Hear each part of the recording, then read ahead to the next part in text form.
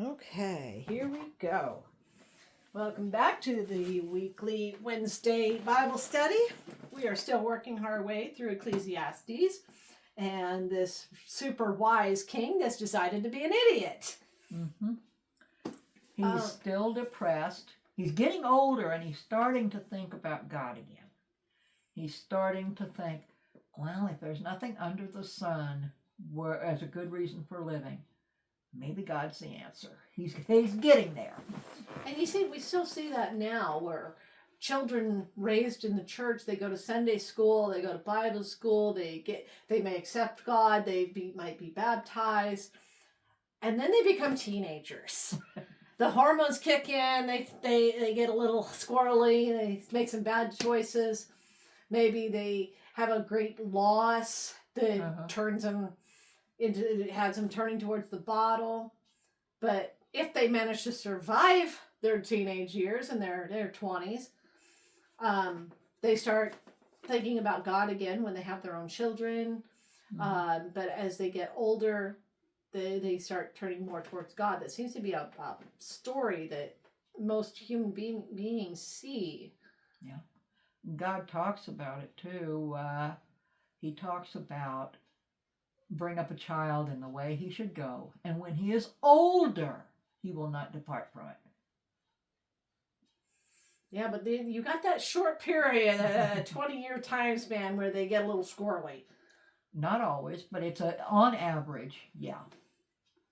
Well, even those that are brought up in solid homes, you got preacher's kid syndrome. Look at Vincent from Alice Cooper, and even he, in his older age, he's turning back to God.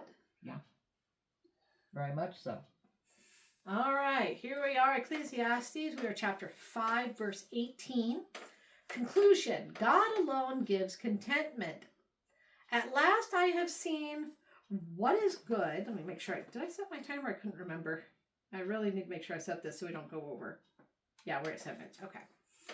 At last I have seen what is good and beautiful. It is to eat and drink and to enjoy the good in all our hard work under the sun during the brief lives God gives us. There's that catching the wind. It's only what God gives us. God is the breath of life. Yeah. That is our lot in life. It is a gift from God when God gives some people wealth and possessions and the power to enjoy them, the ability to accept their lot in life, and the ability to rejoice in their own hard work. These people won't give much thought to their brief lives because God keeps them occupied with the joy in their hearts. But not all of us have these good, happy lives. Yeah, well, he's going to move on to here is the tragedy, so.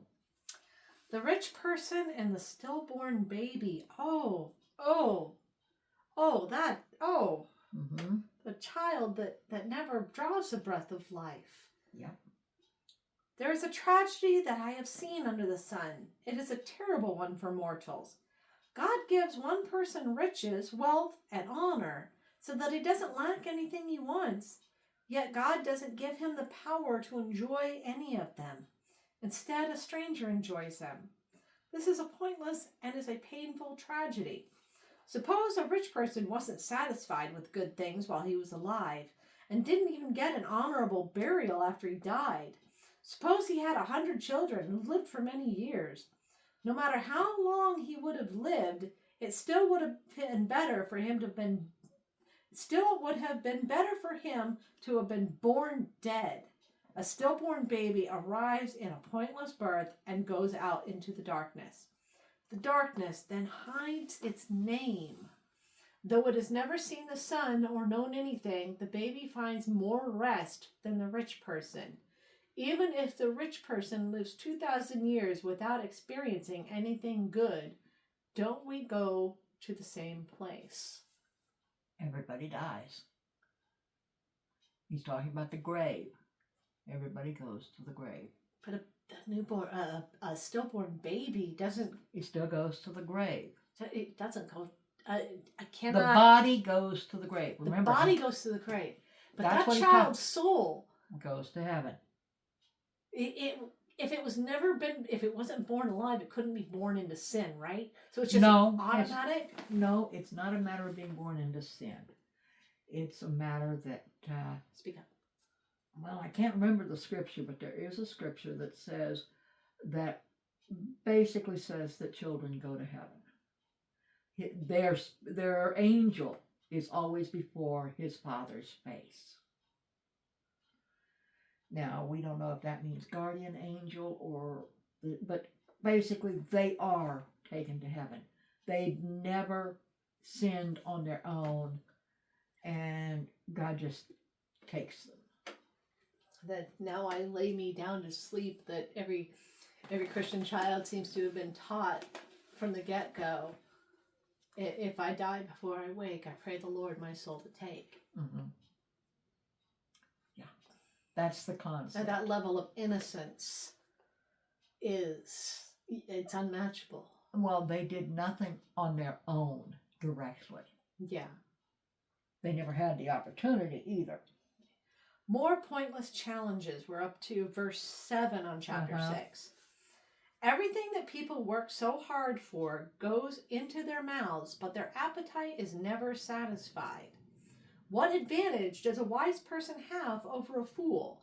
What advantage does a poor person have in knowing how to face life? It is better to look at what is in front of you than to go looking for what you want. Even this is pointless. It's like trying to catch the wind. Whatever has happened in the past already has a name. Mortals are already known for what they are. Mortals cannot argue with the one who is stronger than they. I don't feel like arguing with a concrete wall. Yeah. The more words there are, the more pointless they become. What advantages do mortals gain from this? Who knows what may be good for mortals while they are alive during the brief, pointless days they live? Mortals pass like a shadow. Who will tell them about their future under the sun? That kind of reminds me of that poem by Omar Khayyam, the Shadow Box. Yeah. We are phantom figures around the sun, we come and go. Yeah. Very much so. The moving finger writes and having writ moves on. And all thy piety nor wit shall lure it back to cancel half a line, nor all thy tears wash out a word of it. Very much so. I mean, that's always been one of my favorite poems, and it very much reminds me of what he's saying here. Yeah, this is he is discussing philosophy here. Right. It still seems like he's dealing with a lot of depression. Very much so. Well, when you limit yourself to looking only at human life under the sun, you're going to get depressed. All right, chapter 7, we have, let me see here. I got about a minute and a half left here. We can get the first part of chapter 7.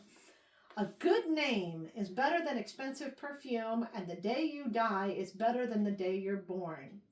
It is better to go to a funeral than to a banquet, because that is where everyone will end up. Everyone who is alive should take this to heart. Sorrow is better than laughter, because in spite of a sad face, the heart can be joyful. The minds of wise people think about funerals, but the minds of fools think about banquets. I'm not a fan of funerals. I want nothing to do with them.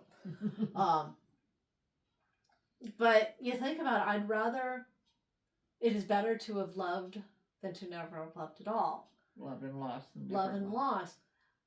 I mean, as painful as it is to lose someone you love, you're also grateful that they were there, that you knew them. Yeah. That's why I enjoy a celebration of somebody's life a lot more than the sorrow of a funeral. Yeah, I want somebody to crank up some music and have a party and remember how much fun I am. Then sit around bawling like babies. No, I'm just not a fan. Yeah. So, we will continue on chapter 7 here shortly. I have honestly lost track of how many weeks we're at this point. I think that was number 6. I think so. I think so too. We'll start week 7 next time. All right. Until then.